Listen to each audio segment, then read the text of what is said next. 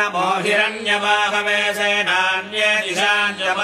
नमो नमो वृक्षेभ्यो हरिकेशेभ्यः पशूनाम् पतये नमो नमः स्वस्मिञ्जराय त्विषीमते पथीनाम् पतये नमो नमो बभ्रुषाय विव्याधिनेन्द्राणाम् पतये नमो नमो हरिकेशायोपवीतिने पुष्टानाम् पतये नमो नमो भवस्य हेति जगताम् पतये नमो नमो रुद्राय